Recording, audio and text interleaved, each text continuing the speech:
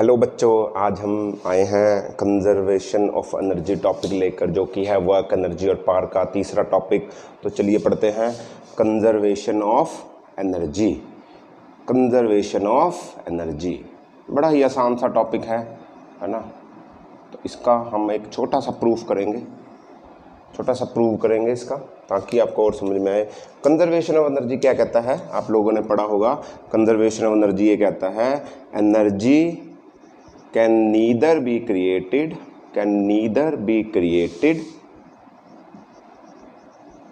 nor be destroyed।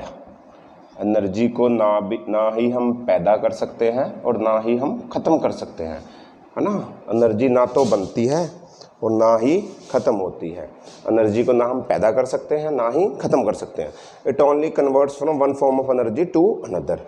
यानी कि जैसे आपके घर में भी आप वीडियो देख रहे हो तो आपके ऊपर पंखा चल रहा है, एसी चल रहा है, कूलर चल रहा है, तो वो क्या है, तो उसमें कौन सी एनर्जी यूज़ हो रही है? उसमें एनर्जी यूज़ हो रही है इलेक्ट्रिकल एनर्जी, ठीक है, बिजली से चलता है।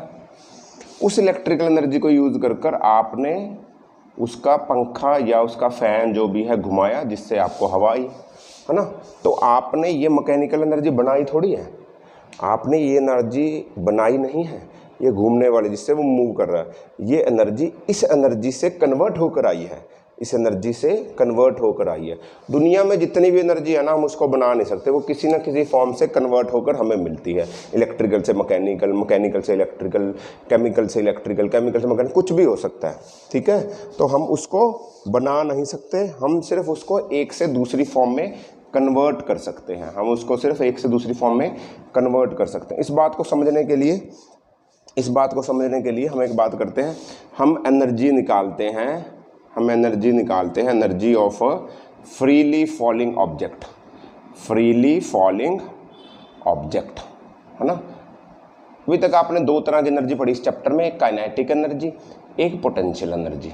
हम इन दो एनर्जीज की ही बात करेंगे, अभी और कोई एनर्जी नहीं लेके आ रहे, तो ताकि आपको समझ में आए ना, कितनी भी एनर्जी हो सकती है। अभी हम इन दो एनर्जीज की बात करते हैं।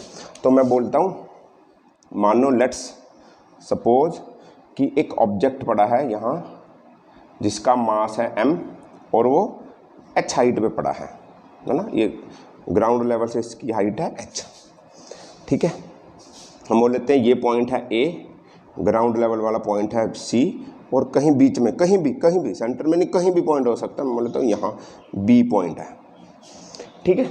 मैं बोलता हूँ A और B की हाइट है, A और B से हाइट है x, ये h हुई टोटल।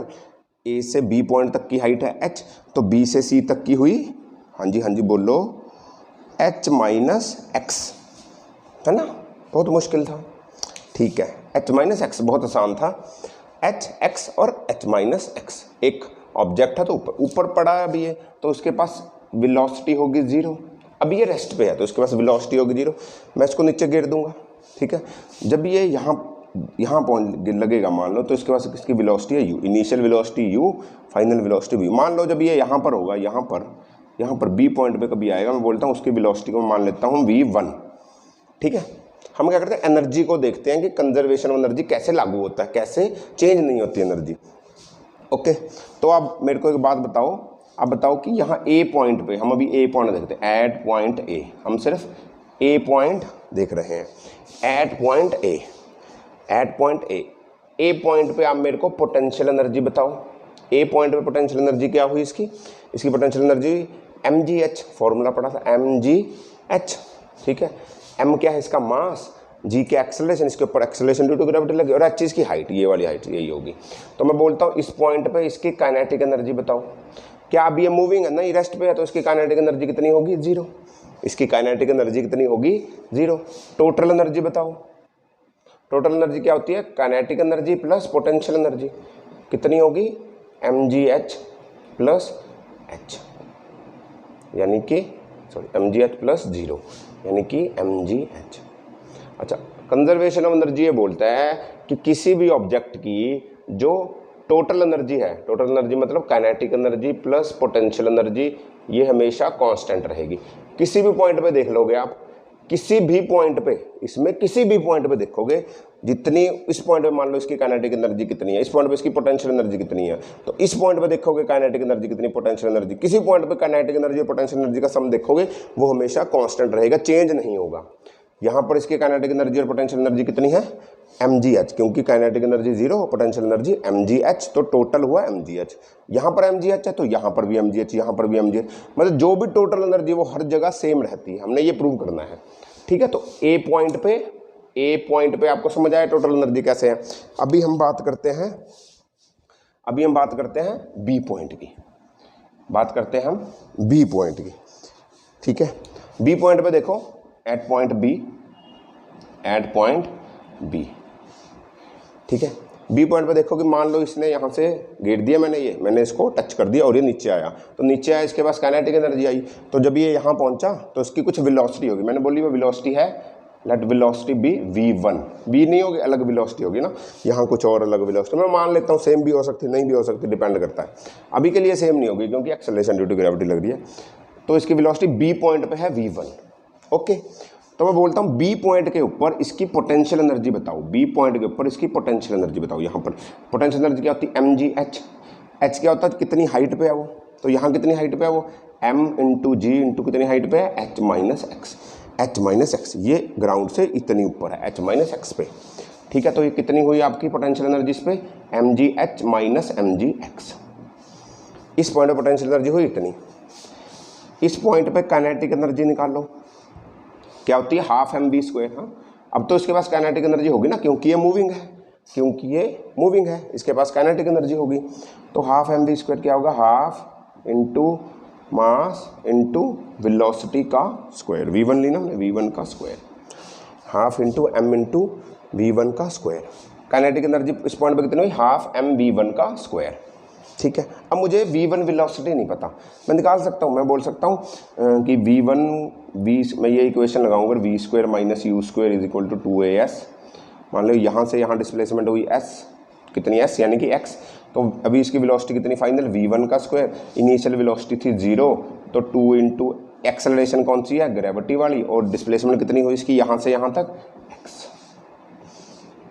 ठीक है, तो v1 कितना आया, √2gh, √2gx, या v1 का स्क्वायर ही रहने दो, है ना, यहाँ v1 स्क्वायर, हम इसकी वैल्यू पुट करेंगे। इस वैल्यू को अगर मैं यहाँ पुट करता हूँ तो क्या आंसर आएगा, यहाँ लिख लेते हैं, हाफ m इंटू v1 का स्क्वायर है 2gx, तो कितना, ये यहाँ से गया तो कितना है, mgx। ठीक है, ये इसकी हुई काइनेटिक एनर्जी बी पॉइंट पे, पोटेंशियल एनर्जी बी पॉइंट पे ये थी, तो kinetic energy at B point plus potential energy at B point, total energy at B point निकाल लो, कितना आएगा, mgh minus mgx plus mgx, ये से ये कट गया तो कितनी आई, mgh। बी पॉइंट पे भी उसकी टोटल एनर्जी आई mgh, ए पे भी टोटल एनर्जी थी mgh, यानी कि टोटल एनर्जी कांस्टेंट रहती है, एनर्जी कंजर्व होके उस, या तो काइनेटिक एनर्जी बढ़ जाएगी, पोटेंशियल कम हो जाएगी, कैसे भी हो जाए वो टोटल एनर्जी कंजर्व रहेगी, ये चेंज नहीं होगी। जैसे लास्ट पॉइंट सी पॉइंट पे देखो, सी पॉइंट पे देखो, इस पॉइंट पे जब बॉडी यहाँ आएगी तो इसकी पोटेंशियल एनर्जी निकाल लो, potential energy at C point कितनी होगी, potential energy at C point कितनी होगी पोटेंशियल एनर्जी सी पॉइंट पे,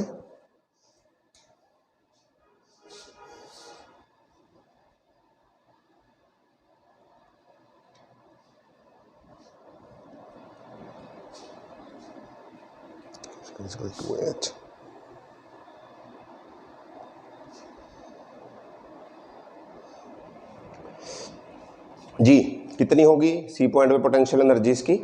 अच्छा चलो पहले ऐसे करते हैं, काइनेटिक एनर्जी निकालते हैं सी पॉइंट पे। काइनेटिक एनर्जी कितनी होगी, हाफ एम बी स्क्वायर। अभी वेलोसिटी कितनी यहाँ पर v, तो काइनेटिक एनर्जी कितनी होगी, हाफ एम बी स्क्वायर। अब v मुझे पता नहीं, v मैं फिर करूँगा, v square minus u square is equal to 2as। v कितना है, v ही है, u कितना था 0 is equal to 2 into g into h. अब डिस्प्लेसमेंट कितनी है h, तो v स्क्वायर कितना आया 2gh, जैसे वैसे किया था वहाँ। ठीक है, तो काइनेटिक एनर्जी कितनी होगी, half into m into v का स्क्वायर ये रहा 2gh, तो कितनी आई mgh। mgh। काइनेटिक एनर्जी कितनी होगी सी पे। अच्छा बताओ पोटेंशियल एनर्जी कितनी होगी सी पे। पोटेंशियल एनर्जी कितनी होगी सी पे। पोटेंशियल एनर्जी क्यों होती, क्योंकि कोई ऑब्जेक्ट किसी हाइट पे रेस्ट में पड़ी होती। अभी तो ग्राउंड लेवल पे ही है, ग्राउंड से इसकी हाइट h0 हुआ, तो यानी कि इसकी पोटेंशियल एनर्जी होगी ग्राउंड पे 0। ठीक है, ग्राउंड से कुछ हाइट पे देखते हैं ना, h हाइट है तो mgh होगी। अब h तो 0 है तो mgh क्या हो जाएगा, 0 हो जाएगा। तो पोटेंशियल एनर्जी इसकी 0, काइनेटिक एनर्जी इतनी, टोटल एनर्जी कितनी हुई 0 प्लस mgh, वो भी mgh। यानी कि इस पॉइंट पे भी पोटेंशियल टोटल एनर्जी mgh, इस पॉइंट पे भी टोटल एनर्जी mgh, इस पॉइंट पे भी टोटल एनर्जी mgh। यहाँ पर पोटेंशियल एनर्जी 0 थी, ठीक है, यहाँ पर इसकी पोटेंशियल एनर्जी 0 थी, यहाँ पर भी इसकी यहाँ पर काइनेटिक एनर्जी 0 थी तो पोटेंशियल एनर्जी ने mgh ले आया। यहाँ पर पोटेंशियल एनर्जी 0 थी तो काइनेटिक एनर्जी ने बैलेंस करके एनर्जी कंजर्व रहेगी। यानी कि किसी भी पॉइंट में देखोगे फ्रीली फॉलिंग ऑब्जेक्ट में तो एनर्जी चेंज नहीं होने वाली। तो ये है law of conservation of energy. Hopefully सबको समझ में आया होगा। पढ़ते रहिए, मज़े करिए, मिलते हैं अगली वीडियो के साथ। Bye bye.